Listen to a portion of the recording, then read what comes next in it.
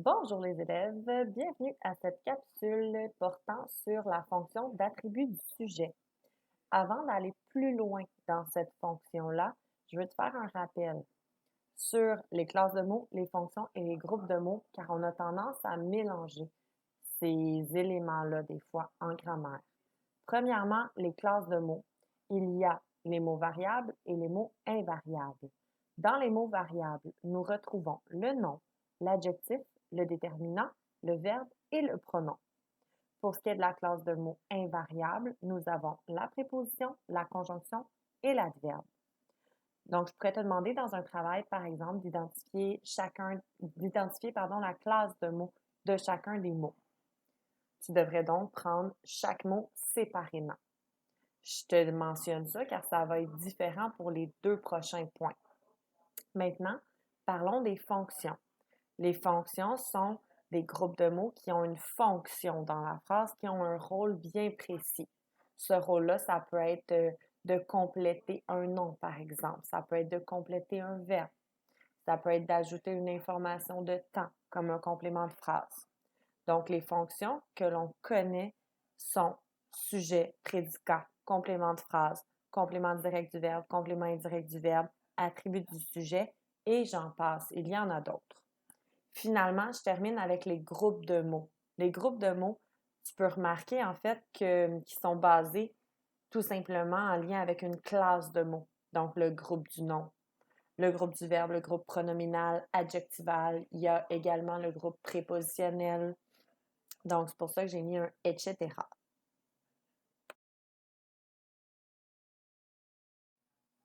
Nous allons maintenant nous pencher sur la fonction d'attribut du sujet. Donc, ça sert à quoi un attribut du sujet? En fait, l'attribut du sujet donne une information supplémentaire au niveau du sujet. L'attribut vient donc préciser le sujet. Pour qu'il y ait un attribut du sujet dans la phrase, il faut d'abord qu'il y ait présence d'un verbe attributif, aussi appelé verbe d'état. Il ne peut généralement pas être effacé. Les verbes attributifs ou les verbes d'état, ce sont les suivants: être, demeurer, rester, paraître, devenir, sembler, avoir l'air et passer pour. Tu dois donc connaître ces verbes-là pour ensuite être en mesure d'identifier l'attribut du sujet.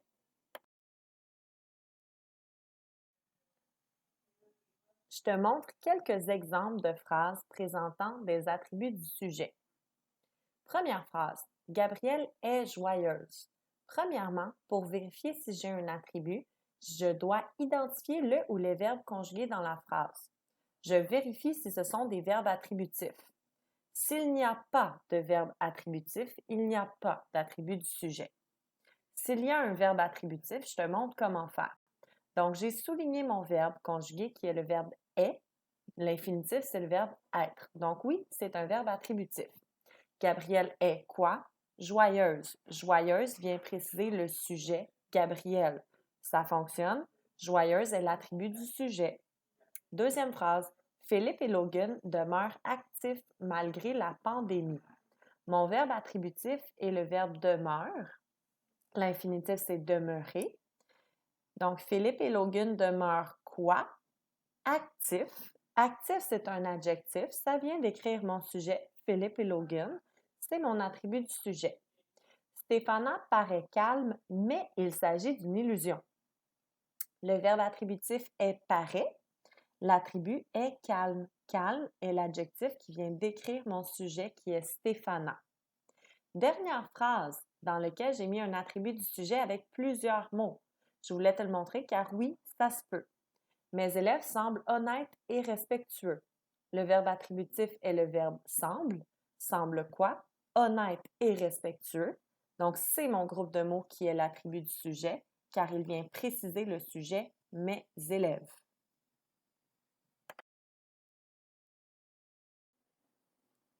Pour ce qui est de l'accord de l'attribut du sujet, l'attribut s'accorde en genre et en nombre avec son sujet. C'est logique quand on fait le lien que souvent, l'attribut du sujet est soit un adjectif ou soit un groupe du nom. Donc, c'est logique qu'il s'accorde avec son propre sujet. Exemple, ces fleurs sont magnifiques. Magnifique est l'attribut du sujet, c'est fleur. Donc, magnifique est féminin pluriel comme le sujet. Deuxième phrase, mes élèves sont des individus travaillants. Ici, mon attribut du sujet est un GN, des individus travaillants, que je mets donc au masculin pluriel, car le sujet mes élèves est masculin pluriel.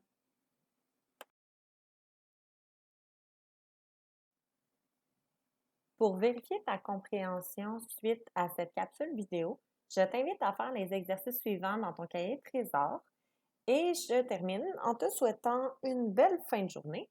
Et mon gérant m'annonce à l'instant que je peux faire tirer mon chapeau 2000 dans le cadre de cette capsule vidéo. À qui la chance!